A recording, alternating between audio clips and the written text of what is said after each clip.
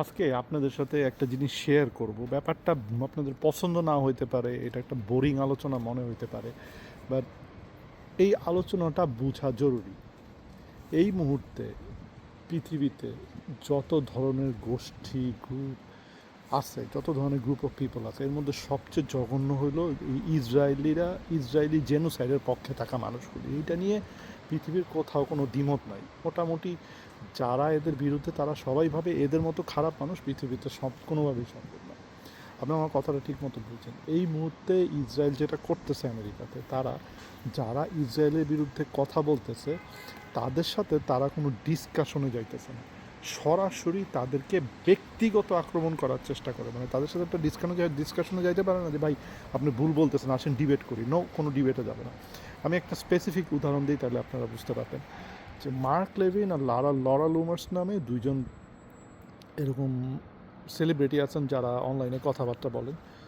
তারা কি করছে যে আমাদের প্যালেস্টাইনিয়ানদের পক্ষে কথা বলে, সারা দেশের আমেরিকানদের পক্ষে কথা বলে, এরকম দুজন সেলিব্রিটি আছেন। একজন হলো চেঙ্ক উগার, আরেকজন হলো গিয়ে এই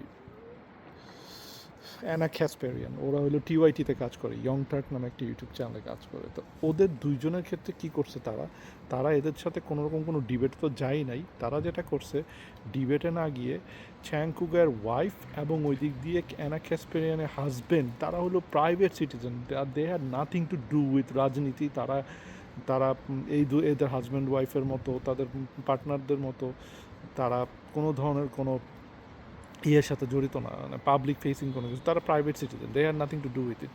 তারা যেটা করছে যে এই দুইজনের পরিচয় প্রকাশ করে দিচ্ছে, যে কোথায় কাজ করে, কোথায় ব্যবসা করে, যে ছবি পোস্ট করছে, এগুলি করে টোরে যেটা করছে যে এই মানুষগুলিকে অলরেডি রিস্কে ফেলে দিচ্ছে। তার মানে কি, তারা যখন জানে যে তাদের পক্ষে ডিবেটে পারা সম্ভব না, তাদের সাথে তাদের পক্ষে স্বাভাবিক মানে আলোচনা করে স্বাভাবিকভাবে কথাবার্তা বলে মানুষের মন জয় করা সম্ভব না, কারণ তারা এমন একটা নোংরা কাজ করতেছে যেটার পক্ষে আসলে কেউই সাপোর্ট, কোনো সুস্থ স্বাভাবিক মানুষ সাপোর্ট করবে না। এই জন্য তারা যেটা করতেছে যে প্রতিপক্ষকে টপিকের বাইরে গিয়ে সরাসরি ব্যক্তি আক্রমণ করার চেষ্টা করতেছে, এবং তারা সাকসেসফুল হবে। তারা সারা দেশে অসংখ্য মানুষের চাকরি খাইছে, আমেরিকাতে হিউজ পরিমাণ মানুষের চাকরি গেছে বিভিন্ন প্রতিষ্ঠানে, কারণ তারা প্রতিষ্ঠান ধরে ধরে ধরে ধরে যারা ইসরায়েলের বিরুদ্ধে কথা বলে তাদেরকে নিয়ে ওই প্রতিষ্ঠানগুলিকে প্রেশার দিয়েছে, এরকম হাজারে হাজারে মানুষের চাকরি গেছে বিভিন্ন প্রতিষ্ঠানে। এনিওয়ে, কোনো মিল খুঁজে পান বাংলাদেশে এরকম কারোর সাথে? আপনি একটু চিন্তা করে দেখেন তো, কোনো মিল খুঁজে পান কিনা বাংলাদেশে এরকম কারো, এরকম একটা গ্রুপ আছে কিনা বাংলাদেশে যারা ঠিক সেম কাজটাই করে, যে যারা আলোচনায় যাবে না।